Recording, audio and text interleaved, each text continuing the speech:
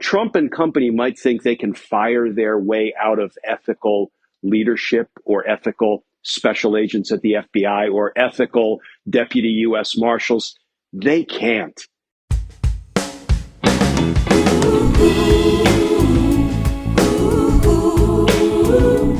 Welcome to the Practivist Pod, the practice of activism made practical. This week, we talk about attacks on our Social Security, the now infamous and extremely dangerous Oval Office meeting with President Zelensky, more Tesla takedowns, what we did instead of watching last night's joint session of Congress, and a landmark SCOTUS decision that did not go Trump's way.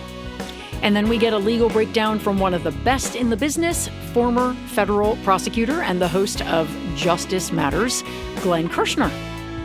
I'm Jessica Craven. And I'm Steve Pearson. Hold on. Stay strong. It won't be long. Yeah, yeah. We will build a better world. Jess, what a week it has been. There is so much to cover from, of course, that deeply damaging and tragic ambush of Ukraine President Zelensky in the Oval Office, the start of the dumbest trade war in human history, which has sent worldwide markets tumbling, to an hour and 40 minutes of lies and racist propaganda from a wannabe king at last night's joint session of Congress. Yeah, which I did not watch, by the way. I couldn't do it.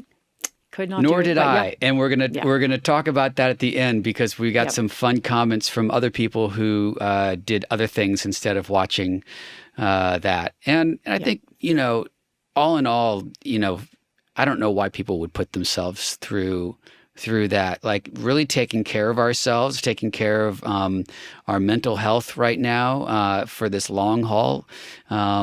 Is parsing out how often we actually have to look at that guy's face. Yeah, absolutely. I try to avoid Trump at all costs, like physically, hearing or seeing him. I really do try to avoid. And last night, so I was definitely not going to watch this farcical situation. Right. But last night, my kid, MJ, goes into the living room to turn on the TV to watch another show. And just so happens, the timing, you couldn't have made it up. Turns on the TV and it's tuned to whatever channel, ABC. And I just hear the words, "Ladies and gentlemen, the President of the United States." And I literally screamed. I didn't mean to. I was just like, "Turn it off! Turn it off!" MJ sort of jumped back like, "Oh my God." And I was just like, I can't hear him. Please turn the channel. Which they did very promptly, but I think I reacted in a way that alarmed everybody in the house. 3 animals, 2 other humans. They all kind of looked at me like I'd lost my mind, but I can't hear him. Yeah. So, yeah. Well, I got to meet MJ over the weekend, and they're awesome. I was so glad to meet your kid, and you and I got to hang out at some fun and hopeful events with people that we like. We did.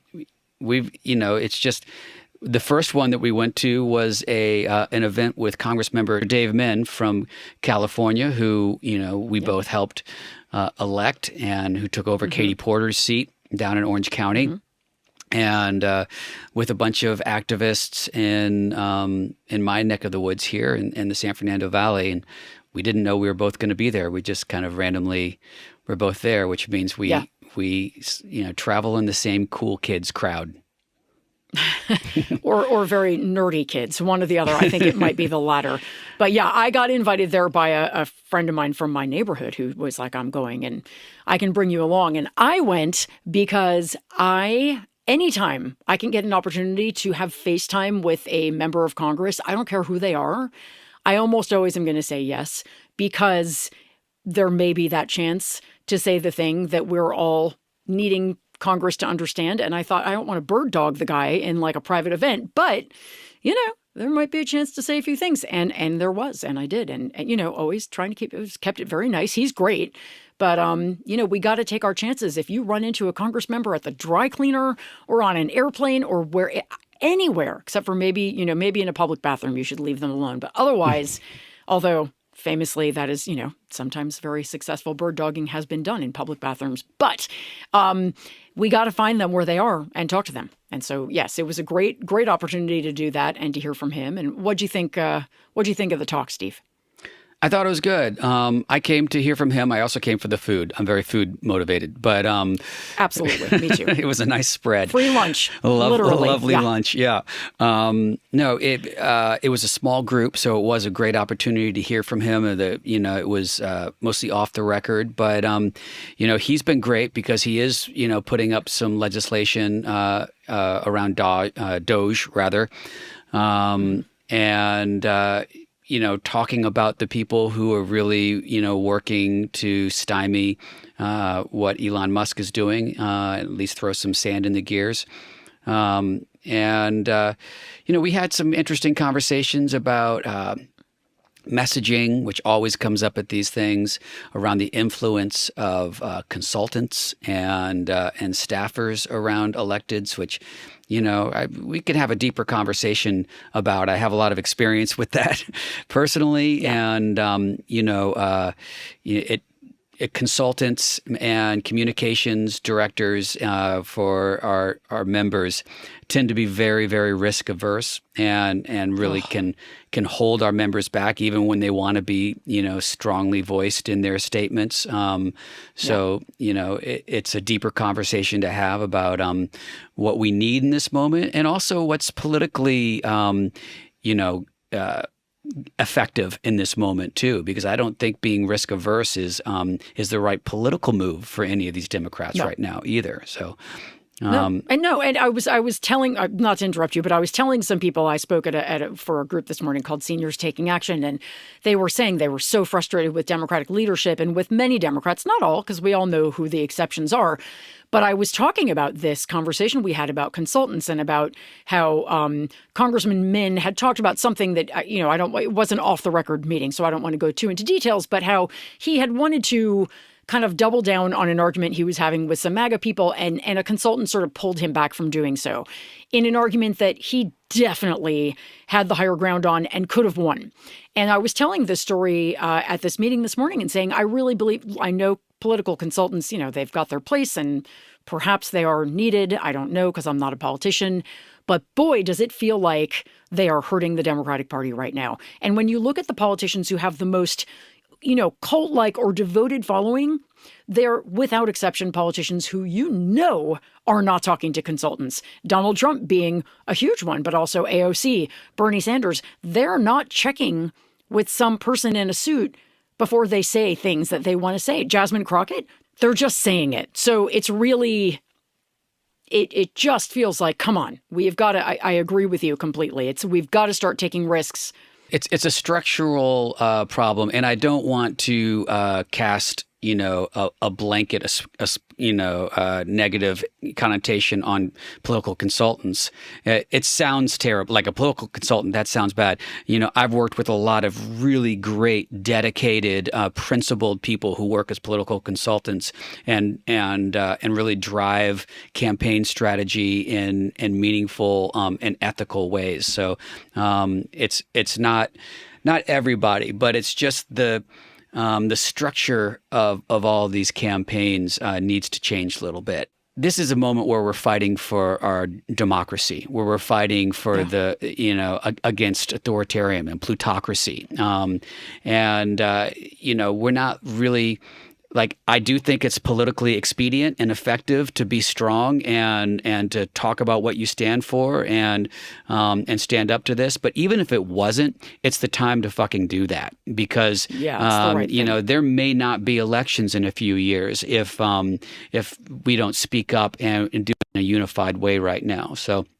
It's like what they're doing is like a kind of a second guessing themselves that we know from, all the great sports metaphors. Like when the ball is coming towards you, you don't think about catching it, you just catch it. Yeah. Like you've got to get out of your head. And people right now are so, in my experience, what people respond to more than anything is authenticity. Even if you're authentically an asshole like Trump is, at least he's I mean, we could argue whether or not he's actually authentically anything because he lied so much, but people are responding to the fact that he's not afraid to be who he is. Same with AOC, same with Bernie Sanders, same with Jasmine Crockett. That's what we need. And yeah, the consultants unfortunately they stand in front of that. And once you start thinking about what you're saying, I feel like it just goes downhill very quickly. And again, if you're a consultant listening to this podcast, we love you. We don't want to, we're not. I have a lot of consultant painting friends, you all with the so. same brush. Yes, okay. We love you. This is not all consultants. This is the ones that are being less helpful right to now. your point, ones. someone else at that lunch said something that I really believe. We get really hung up on messaging a lot of the times, but it's not always the message, but the messenger. Yes, like our message, we know our policies, the Democratic platform resonates and is popular with like 80% of Americans. We're on the right side of the issues, so so it's not always the message, but the messenger. So, yeah. So true. So true. I have had seen so many memos where they're like, when you talk about something, don't talk about it like this. Don't use these words, use these words. And it's like, to a certain extent, I get that. But it's also, again, like if we have to think that hard about what we're saying, instead of just speaking from the heart in a way that people can relate to, in which case I don't know that the words matter as much as, of course they do. But like also, I think we need to just be ourselves and speak from the heart about what's happening, which most people can see is a real crisis. Yeah, be authentic. Not so hard. Well, so that was on last Friday. Right after 1,000 years ago, right 2,000 after years the ago. Zelensky meeting too, which I was not in a good space during that lunch anyway. But and then on was it Saturday or Sunday? It's all a blur. I think Saturday maybe it was Sunday.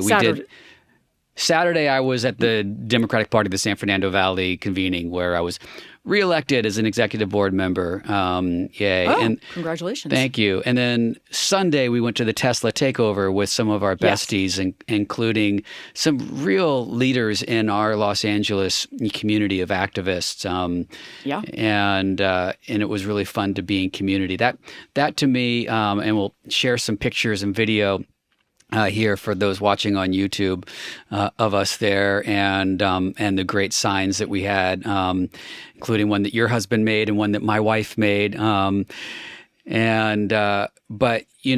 there were Tesla takeovers all over the country, and they continue to really be huge. In fact, on Saturday, there was one with over 1,000 people in the LA area.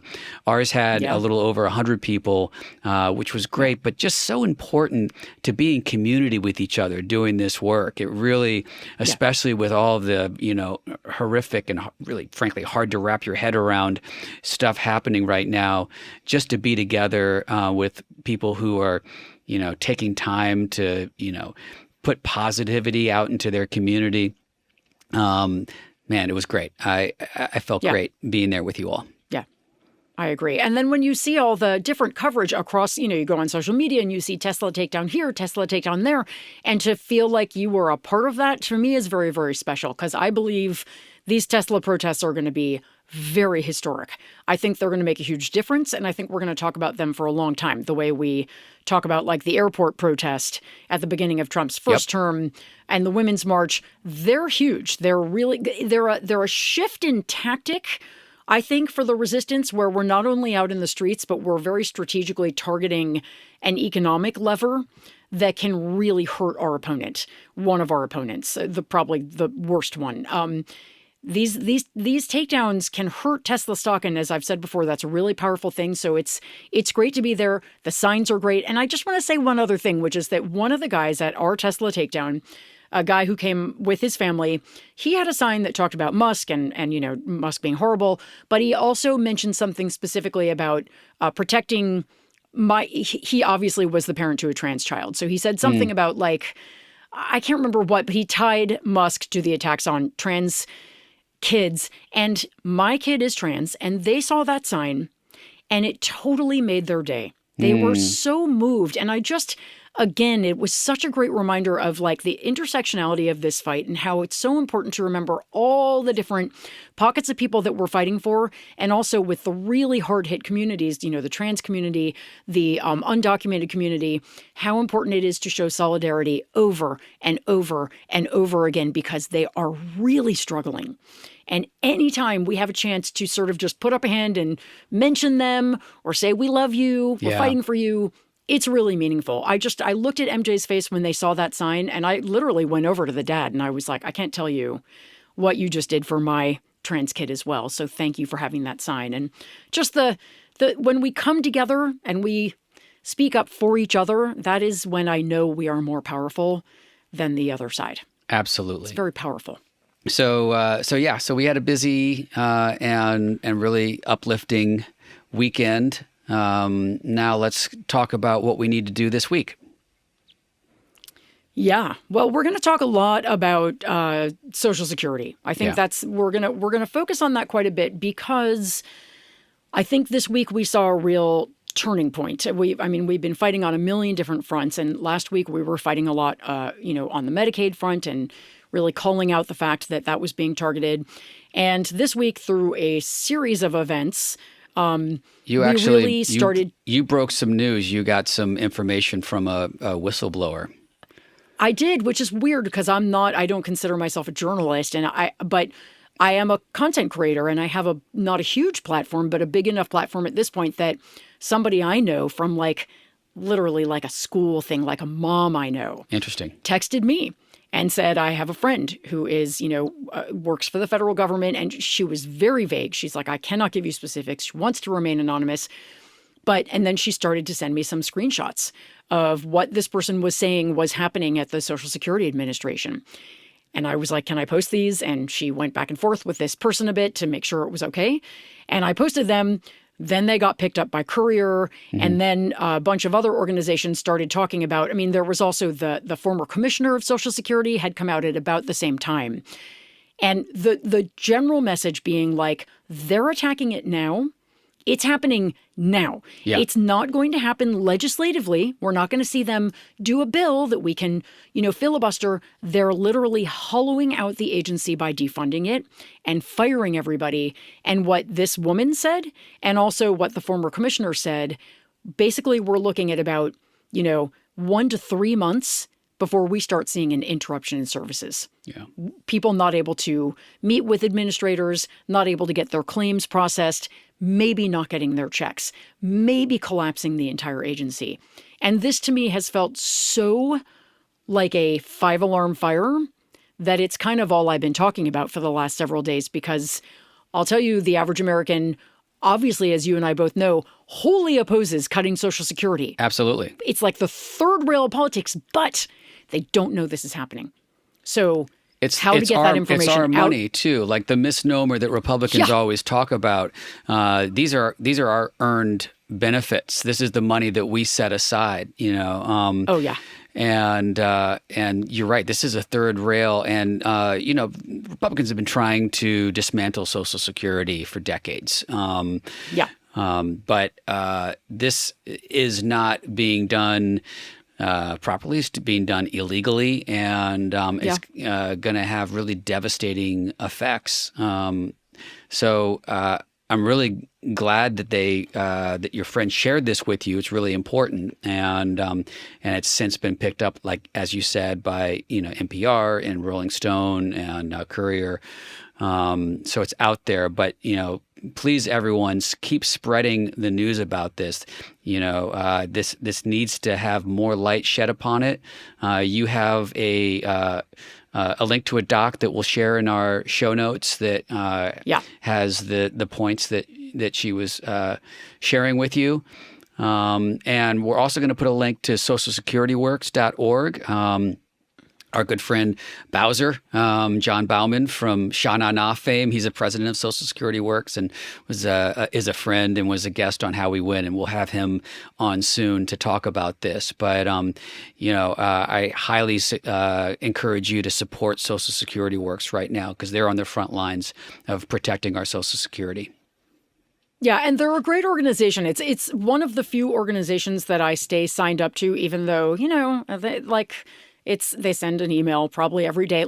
But their information is so good, and they are legitimately fighting so hard to save Social Security that I stay signed up to them. I really respect Bowser. He's incredible. I'm on a call with him a couple times a week, Steve, as are you. And he's smart as hell and really fighting very, very hard. And the thing to remember is, again, if you have a Republican Congress member and you call and the staffer says something like, well, there is no legislation currently introduced that will touch Social Security and the House budget resolution does not touch that. Again, this is where they're gaslighting. And this is where you say they are defunding it. They are laying off workers. DOJ is calling for up to 50% of the workers to be fired. There are only 57,000 people working for Social Security. It has got the lowest staffing levels it has in 50 years. It is understaffed already. And they've already fired 7,000 and are trying to get a bunch more to step down. It will collapse. Yeah. And it's really important that we understand this and call. And I'm going to urge you guys to share your personal stories. It's one thing to call very clinically and say, please do not cut Social Security. But my mother and my stepfather are on Social Security. My mother-in-law is on Social Security. They will have nowhere to live. They can't pay their bills without that money or whatever. Right. People with disabilities, it is horror of everything they've done so far. This to me just makes me livid. This is an attack on the elderly, and we've had Social Security since 1935. That is a long time to have a program that has saved so many Americans' lives, and for this billionaire fuck, excuse my language, but to come along who has never wanted for a thing in his life. Yep.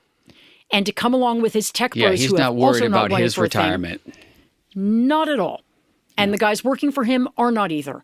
And it's just the fact that this is happening and that more Americans don't know it is, can you see? I'm enraged. It gets me enraged. It's enraging. And last night, I did not watch the joint address once again, but from reporting about it and what I've looked at this morning, there was more denigration of Social Security by Trump, more lies about it, right. And it's in the crosshairs for sure, and we got to fight this with everything we've got. Right. The more they call it a Ponzi scheme, the other day Elon Musk said everybody on Social Security is a parasite.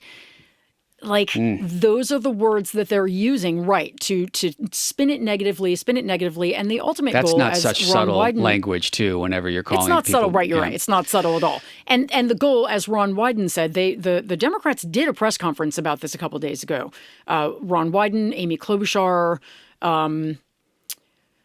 Patty Murray, and Schumer was there for a second. And what Ron Wyden said at the end is they're hollowing it out so that they can privatize it. That is what they're doing. There is no question about what they're doing. And we actually have a very finite amount of time to stop them. And the stopping, again, begins with the awareness. It begins with making sure that people who don't pay attention to politics because it doesn't affect me, you loop them in to how very, very much it totally affects them. Right. It affects every American. It's not just that 75 million Americans are on Social Security. It's that the rest of us love somebody who's on Social Security, and in many cases will have to take them in. Yep. If they can't, we're all going to be living with our mothers and What's your mother-in-laws. relationship like with your mother-in-law, and do you want them to move in with you? Exactly. I mean, I love my mother-in-law, but I can tell you she doesn't want to move in with us, let alone the other way around. I would love her here, but she doesn't want that. Nope. It can't happen. All joking aside. It can't happen. Okay, so we've got to fight it, and we've got to fight to imagine something better and more powerful, expanding Social Security, which we could do if we raised the income cap above $170,000 a year, which is what it's at right now. Final words, Steve. Sorry. Thank you. And I'll just add one last final word. I actually have a wonderful relationship with my mother-in-law, and I would be thrilled. Yeah, I'm always thrilled when she comes and stays with us, and I'd be thrilled for her to be here. So love you, Nelda. I was going to say, obviously a listener to the podcast, and I love that. And I would love to have any of my in-laws live with me as well, but we'd be very crowded. I live in a very small home, so obviously... But we could make it work. We'll figure it out. If that's what you want, we'll do it. Yeah. Absolutely. Anyway. But we don't want this. We want everybody to be able to age with dignity and have, receive the help from the government that they have paid into. This is our money. Yes. And that is the thing that is so outrageous about it. Now I'm going to take a deep breath and stop raising my voice. But my main point is how much I love my mother-in-law, Nelda. Love you, Nelda. It's important to say. Moving on now to our reasons for hope. After, some really dark stuff, you've got a really great reason for hope. Jess, why don't you start us off? Yeah, I do. I had to toggle back and forth between a couple of reasons for hope because there's been a lot of cool things happening. We raised a lot of money for Ukraine this weekend, and that was going to be $2.5 million. That was going to be it because a lot of us posted a link, and we'll put the link in the show notes. And you should give still because obviously they need a lot more. But Americans and people all over the world are stepping up to show Ukraine their support, and that's beautiful. But my reason for hope, and you can see what I just did there. I'm kind of slipping two into one, but the people in Vermont, the Indivisible groups and the other Vermont residents who showed up this weekend to make J.D. Vance have a terrible, terrible ski vacation to basically bird dog him every second. First of all, that would be like me going on vacation in maybe Alabama. I don't know. Why would he go to Vermont? He knows he's not welcome there. But I'll tell you, man, I think he thought people would be too busy skiing or whatever to pay any attention. Well, they weren't. They showed up, thousands of them, lined the roads to the ski resort, lined the roads to the airport going home the next day. Every second he and his family were there, they were made to understand they were not welcome because of his bad policies, not because we're hateful people. And it made the news. It made the international news. And I am filled with hate at this point, which is bad, but it was just beautiful. Beautiful to see moms out there with babies on their back holding protest signs saying, you'll get your vacation when we get our democracy. It was really so heartening to see. Bravo, more like this. Everybody, more like this. I loved it too. And I don't want to go down the wormhole of talking about how disgusted I was with him in that Oval Office meeting. This, opportunistic, hollowed out, soulless fucker. But ghoul. Let's just say it, ghoul. Yeah. But that gave me that was fun to watch and gave me a lot of hope too. Yeah. And just all of everyone like showing up, with these town halls. I was, gonna do a compilation of these incredible town halls, where, Republicans have now fully, Mike Johnson told his members, stop having town halls, run away. Yes. Publicly said, stop having them. Yes. They're not even trying to hide it. They just can't handle it. Yeah, exactly. All of these actions, this is what we need, more of this, and that was fun to watch. My reason for hope today came with breaking news this morning, which is really the huge news of the week and the pivotal moment in this regime, and that's the Supreme Court decision. By a 5-4 vote, the Supreme Court has lifted the hold on a lower court order compelling the Trump administration to resume the nearly $2 billion in foreign aid funding from USAID, and this was. The Trump administration had requested this block from the Supreme Court. So it was the Trump administration that escalated this particular case up to the Supreme Court. And Roberts and Barrett joined the liberals to say no to Trump. And this is the question that we have been waiting for: is what is the Supreme Court going to do in these cases once they escalate there? And obviously, the question that Trump's been waiting for too, because he wants his bought and paid for Supreme Court to keep giving him the get out of jail free cards. Right. And so now we're going to see how the Trump regime reacts to this, and if they'll in fact comply with the Supreme Court orders, and it's a very pivotal moment right now. Yeah. But it went the way that we really needed it to go. It gives me a lot of hope for justice. And, I had a great conversation with Glenn Kirschner, which you all will hear right after this. And that conversation happened before this news broke. So he would have been a great person to talk to about this. But we did discuss the Supreme Court a little bit. And, this is great news for us. Yeah. Well, and it's particularly fantastic in light of the fact that we've discussed the fact that we didn't watch the thing last night, but I did hear that there's this hot mic moment where Trump goes over to John Roberts and says, like, thank you for everything you've done for me. It's really appreciated, or something that's very like mob bossy. Wow. And was really humiliating, really, for John Roberts. It's just like, dude, you're so owned by Trump. It's so embarrassing. And so for him to come out this morning, I'm sure he had already decided how he was going to vote on this. It's not like he flipped votes last minute, but this morning to vote against Trump, I can't stand Roberts, but it still delivers a small punch of satisfaction to those of us who like Schadenfreude. It's great. Good. I hope he does more of it to try to get his dignity back, which I don't think he can. I was going to say something more vulgar, but I decided not to. Well, from one Schadenfreude lover to another, it's a good moment, and we're definitely going to be watching this space because this is a pivotal moment for us all. So yes.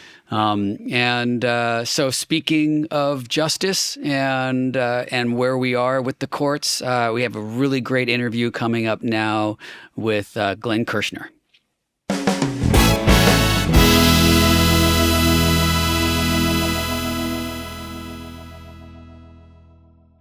Glenn Kirschner is the host and creator of Justice Matters. Glenn draws from his 30 years as a federal prosecutor, homicide prosecutor, and Army JAG. After spending more than 6 years as an on-air legal analyst for NBC News and MSNBC, Glenn decided to leave corporate media and go 100% independent. We love that. Glenn, thank you so much for joining us today. It's good to see you. Hey, great to be with you, Steve. Yeah, this is a really good opportunity to get an overview on what's happening legally because, it feels like there's so little that Democrats can do right now, but the courts are certainly doing a lot. At this point, there's more than 50 legal challenges that have been filed against Trump. These illegal executive orders and actions by Dodge are definitely intended to flood the zone so that the press has a hard time covering everything that they're doing and that we don't see everything they're doing. But does this work with the courts too? It seems like they have the capacity to challenge all these legal actions. Can they at least slow it down, mitigate the damage? The courts are holding strong. I think the federal judiciary, the trial court judges understand that they are one of the last bulwarks, one of the last firewalls against the Trump administration illegality and in some instances unconstitutionality.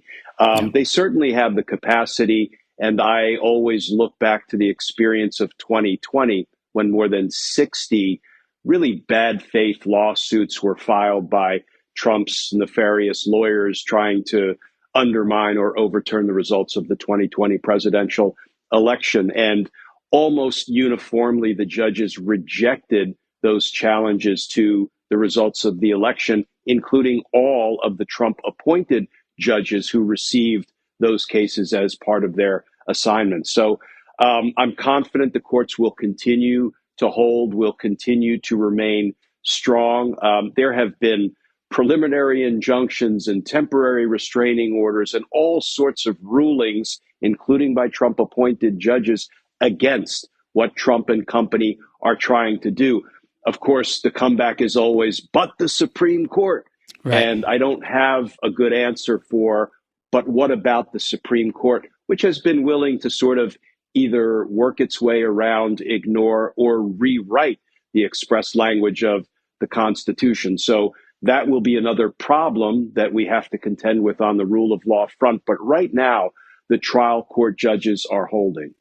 Yeah. And you mentioned some of the cases where they've struck down Trump's illegal orders in a case brought by a group of 22 states and the District of Columbia, challenging the executive order last month directing the federal funding freeze. U.S. District Judge John McConnell not only sided with the states, but recently said that Trump is defying to his order to release those funds back to the state. I watched your recent interview with your friend who is a U.S. Marshal talking about this. If Trump is found in contempt, U.S. Marshals would be tasked with enforcing the court's ruling, but they are directed by the Attorney General. Are there still people left in justice who would direct the marshals? Could Pam Bondi override that? What's that looking like? Yeah, great question. My experience is 30 years as a federal prosecutor, including working with the U.S. Marshals for decades. And, they are an amazing organization. And the federal law provides, as you were asking the question, I was rummaging through the piles of legal pleadings and printouts of the federal code that I always keep on my desk. Here's Me what too. the federal I have law those provides. too. Yeah. Here's what the federal law provides. Anybody scoring at home, it's 28 U.S. Code, Section 566. And it says that the United States Marshal Service shall execute all lawful writs process and orders issued under the authority of the United States, that is, federal court judges. And here's an interesting second part of that legal obligation. And the marshals shall command all necessary assistance to execute its duties. You asked the question, Steve, and it's a great question. Will Pam Bondi try to override the federal law and tell the U.S. Marshals to stand down and not execute orders that are entered against Trump administration officials? She can try. In my experience, the U.S. Marshals take their allegiance to the rule of law and the Constitution deadly seriously. So just as we saw today, in fact, one of the top FBI officials resigning, the assistant director in charge of the New York field office of the FBI, resigning for principled reasons. I think the marshals will abide by the law, not from what might be a lawless or corrupt directive from an attorney general, if that comes to pass. That's my opinion. Mm-hmm. I hope you're right. Do you know folks in there? I mean, I know anyone who's speaking to you is doing under the condition of anonymity, of course. But what's the tenor right now? It seems to me the Justice Department, they must be just pulling their hair out right now. Yeah, I having retired from the Department of Justice in 2018. Many, if not a majority, of the federal prosecutors at the D.C. U.S. Attorney's Office, the members of the U.S. Marshal Service. I also worked with the FBI, ATF, DEA, Park Police, Capitol Police. You name it. There are endless alphabet, law enforcement agencies in D.C. that we work with. Right. Yes, I still have lots and lots of friends and former colleagues in all of these agencies. I try to keep my finger on the pulse. However, just as when I was a federal prosecutor, I wouldn't speak out of school about what was going on in the Department of Justice.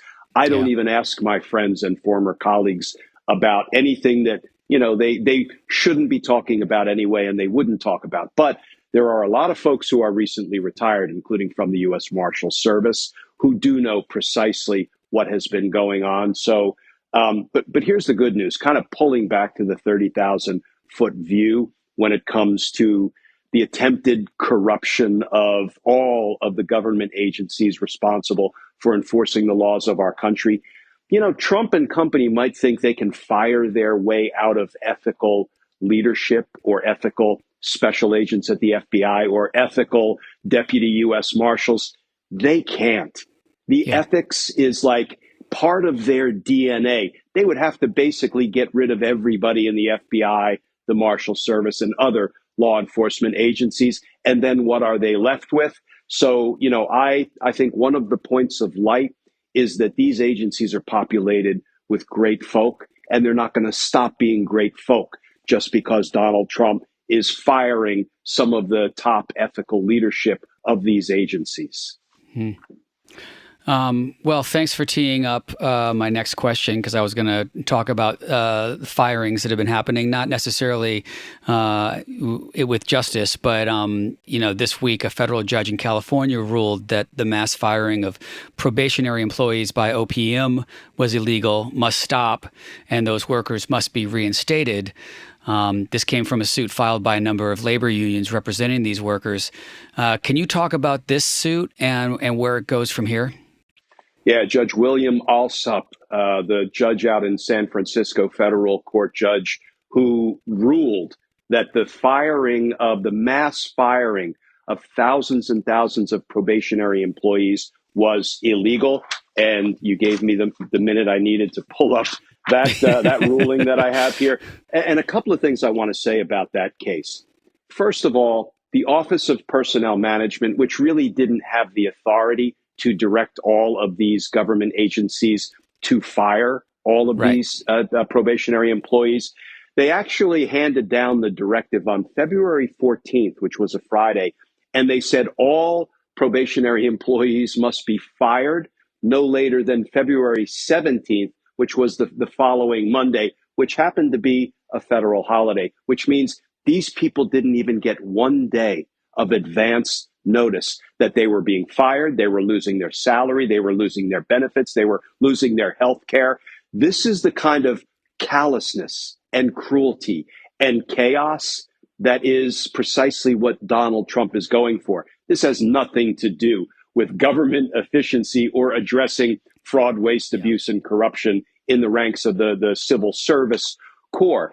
And think about it. These, just because we call them probationary employees, they're not lesser employees. These are people who had the necessary education, training, experience, expertise to fill a particular slot, a particular need in the federal government. Therefore, they were hired. Now, they may have only been on the job for 6 weeks, 6 months, or just shy of 2 years, because some people are in probationary status for up to 2 years.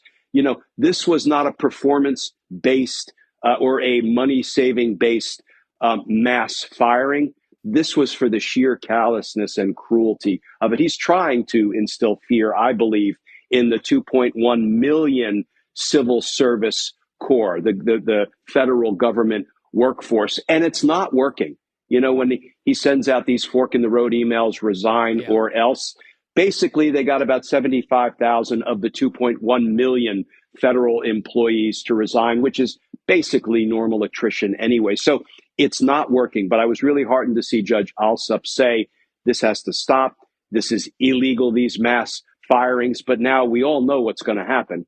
He's going to try to bubble this thing all the way up to the Supreme Court and hope that the Supreme Court will again either ignore or rewrite the law and or the Constitution to help Donald Trump out, as they have done a couple of times in the past. They have. Yeah. Obviously, Musk has very, very deep pockets. But I wonder with these firings if there can be civil suits, around this too. Could these wrongfully terminated employees fire suits against Musk, against Doge employees?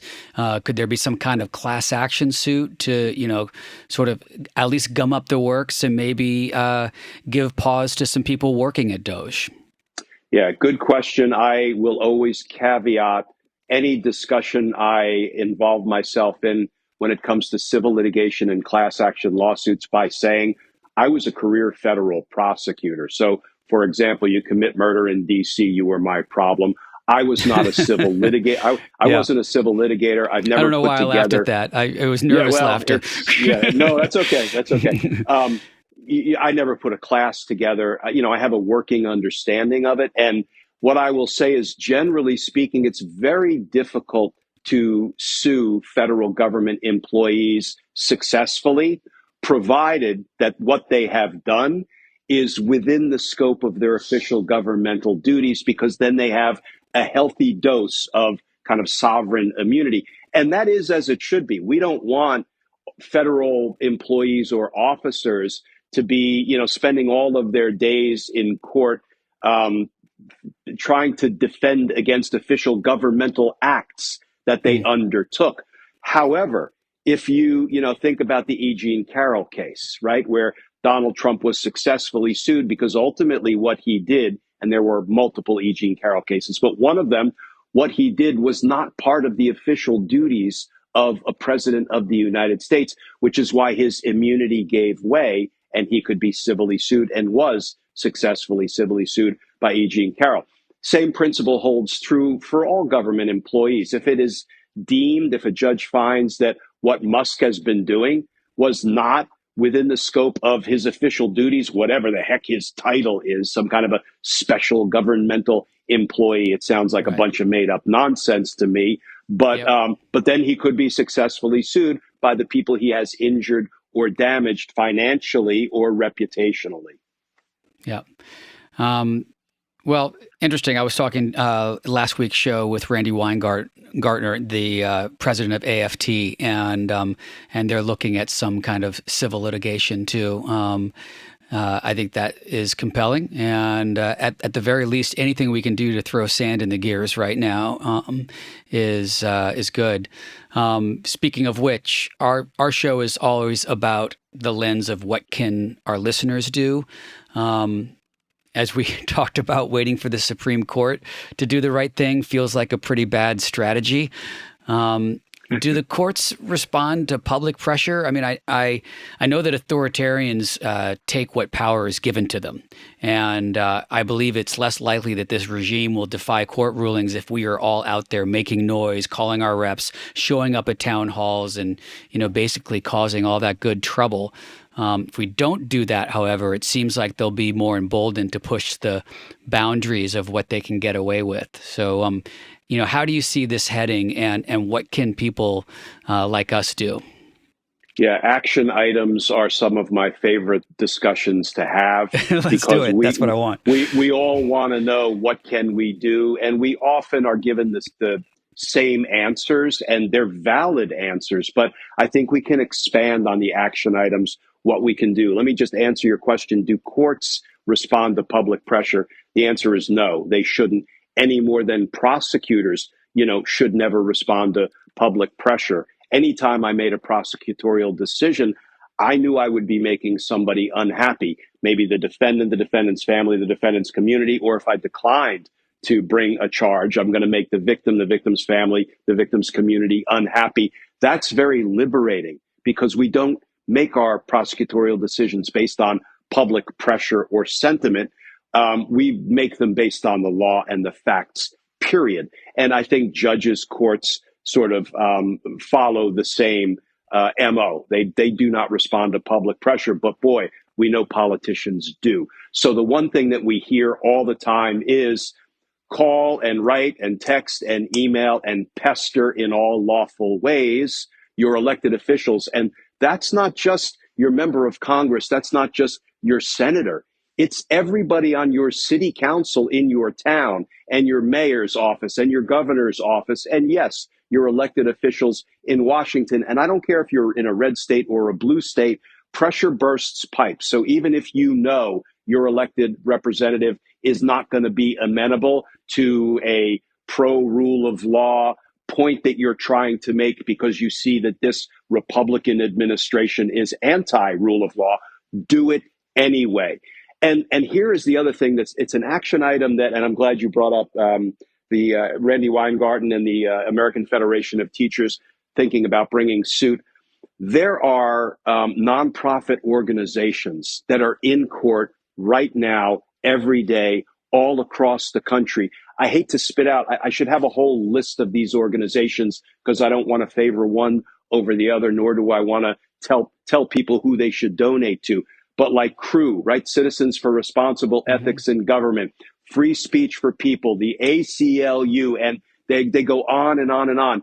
Do you realize those organizations are in court every day fighting for our rights in an actual sense, a de facto sense?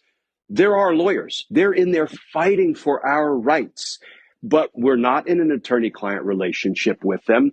We're not paying them anything to do it.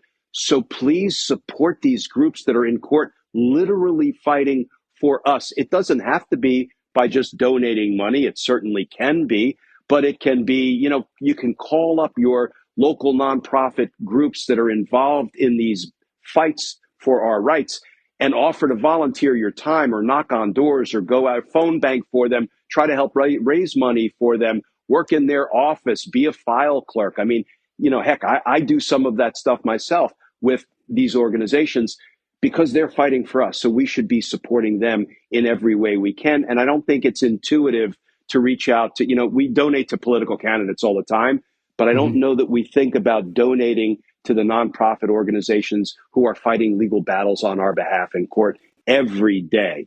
Yeah. Yeah, that's really important. And they're doing it year round where, political campaigns come and go.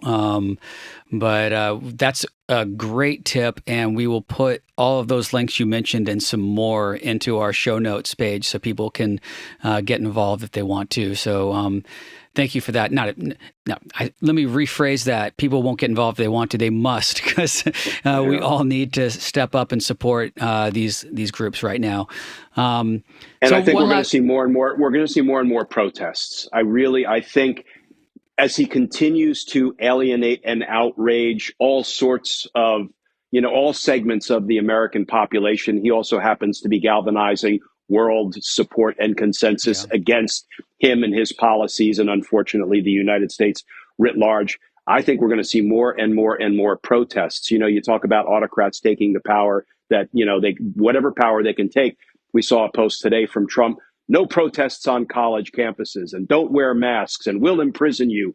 Why? Because he understands the danger of his autocracy aspirations of mass protests. Peaceful.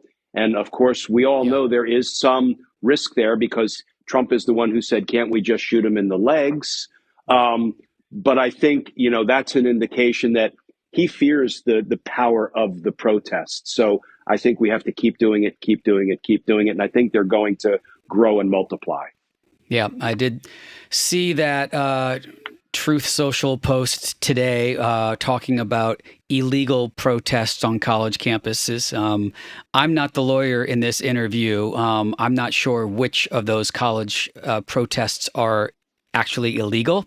I'm pretty sure we have a First Amendment that enables us to do that. So, we get to assemble and petition our government for redress of grievances. So let's get out there and do it. Amen. All right. One last question. There's a fire hose of all of these cases. And as you mentioned, what we saw last week with Zelensky and our footing in the world right now is just deeply, deeply, demoralizing. But the antidote to demoralizing actions are hopeful actions. So, what's bringing you hope right now? It is the federal bench that is holding fast, and almost uniformly they are rejecting Trump positions. I mean, just as but one example, when right out of the blocks shortly after being sworn in, Donald Trump tried to revoke the constitutional guarantee of birthright citizenship.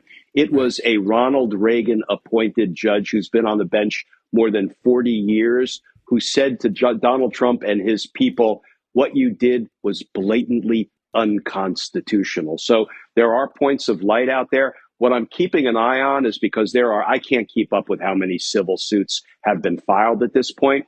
I am waiting for the first vindictive prosecution against a Donald Trump enemy, because unfortunately, Pam Bondi, after pledging in her confirmation hearing there would be no enemies list, literally published a memo on day one after being sworn in with an enemies list. She said expressly, we're going to investigate Jack Smith and his staff, Alvin Bragg and his staff, Letitia James and her staff, the prosecutors and FBI agents who worked J6 cases. That's an enemies list. And they, I think, are itching to begin bringing vindictive prosecutions. I don't wish that on anybody, but I can't wait to see the federal judges in Washington, D.C. figuratively cram those vindictive prosecutions down the throat of the DOJ lawyers who have decided they will take the unethical route and participate in prosecuting those cases, because that will be an important signal and important pushback to a runaway Department of Justice. Yeah. I was trying to figure out where you were going with the hope question there, but you brought it back around. I like that. So, Glenn, thank you so much for your insight and for joining us. I know all of our listeners appreciate it, and it's great to see you. I appreciate you being here. My pleasure, Steve.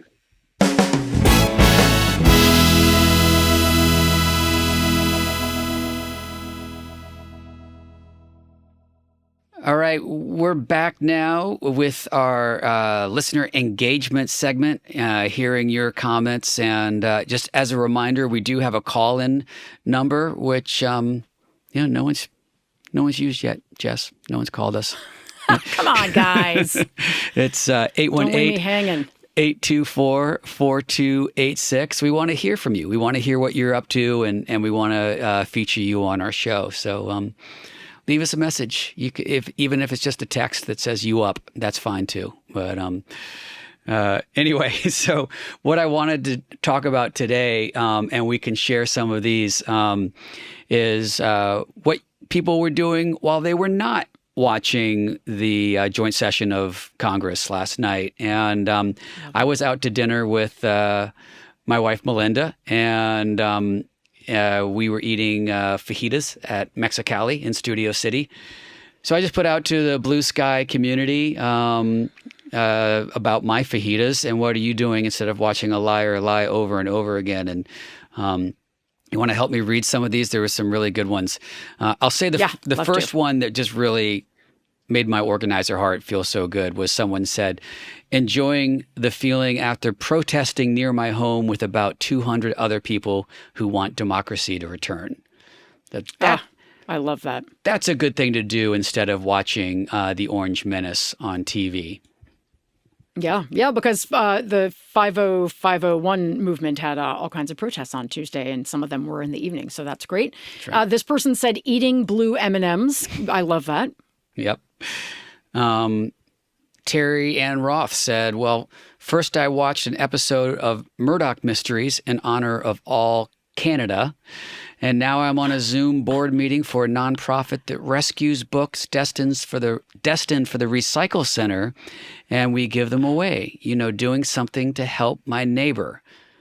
That's, again, a perfect thing to do instead of watching a wannabe king, babble on about a bunch of bullshit. Yeah, totally. There's a lot of different people watching TV. This person says, I'm watching Big Brother, which is kind of the same thing as watching the speech, which I think is very funny. Yeah. And, I'm not against the reality shows, as I made clear last week. So we've discussed. Yeah. Another person said watching The Office, of course, which is always a good thing to watch. I love The Office.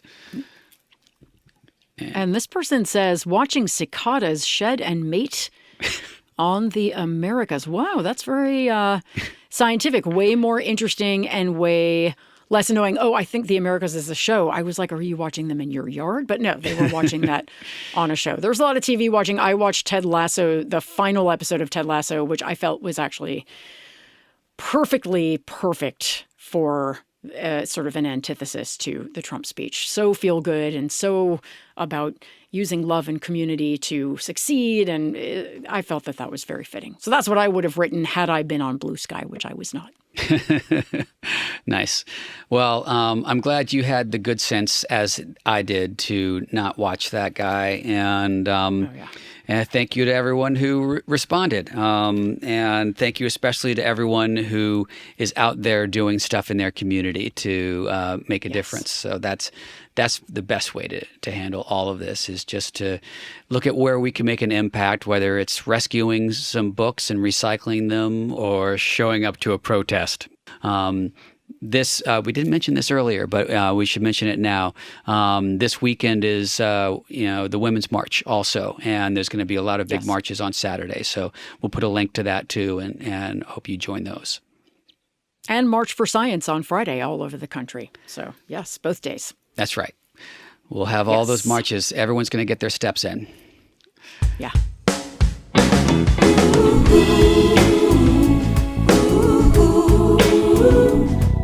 you so much for joining us today. Don't forget that all of the links for our actions are in our show notes, so don't just listen. Click on those links, take action. Please do subscribe, rate, and review our show on Apple, YouTube, or wherever you are watching this or listening to us. And share our show with your friends and family members and make sure that they are taking action to help us win. If you're able to support our show on Substack, we would really appreciate that. And you'll get an ad-free version of our show as well. We will be back next week with more Practivist Pod. And until then, don't forget, hope is in action.